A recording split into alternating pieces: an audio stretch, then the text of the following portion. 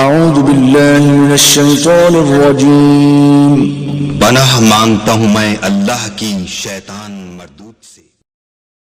بسم اللہ الرحمن الرحیم۔ السلام علیکم ورحمۃ اللہ وبرکاتہ۔ ایک بہن نے سوال کیا کہ بھائی جان، چائے میں اگر مکھی گر جائے تو اس کے متعلق کیا حکم ہے؟ کیا وہ چائے استعمال کر لینی چاہیے یا اسے ضائع کر دینا چاہیے؟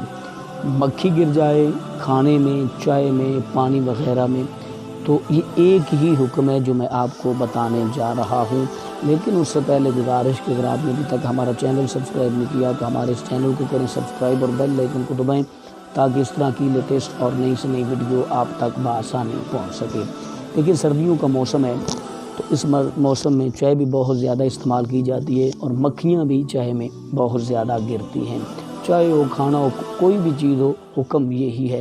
ہم اکثر اوقات کیا کرتے ہیں، ہم اکثر اوقات جس چیز میں، جس چائے میں، جس دودھ میں، جس جناب کھانے میں مکھی وغیرہ گر جائے تو ہم اسے ضائع کر دیتے ہیں۔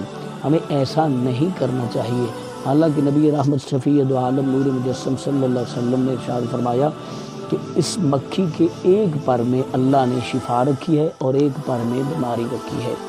جب یہ مکھی کسی چیز میں گرتی ہے تو سب سے پہلے اپنا بیماری والا جو پر ہے اسے اس چیز میں ڈپ کرتی ہے، اور ہمیں کیا کرنا چاہیے، ہم اس مکھی کو، جب دوسرا پر ہے اسے اچھے طریقے سے مکھی کو چائے اور کھانے میں ڈپ کر دیں تاکہ وہ شفا والا پر بھی اس میں شامل ہو جائے، ڈپ ہو جائے۔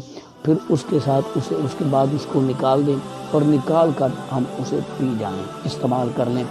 ہم چونکہ اکثر اللہ کی نعمتوں کو ضائع کرنے کے شوقین اور عادی بن چکے ہیں، ہمیں اللہ کی نعمتوں کو ضائع نہیں کرنا چاہیے۔ یقیناً پھر آپ کو کیا معلوم کہ یہ نعمت آپ کو دوبارہ ملے یا نہ ملے، اس لیے اسے ضائع نہیں کرنا چاہیے۔ ڈپ کریں، ڈپ کر کے اسے باہر نکال کے پھینک دیں اور اسے چائے کو، اس کھانے کو استعمال کر لیں۔ اس میں کوئی کسی قسم کی حرج اور ممانعت نہیں۔ اپنا بہت سارا خیال رکھیے گا۔ اللہ نگہبان۔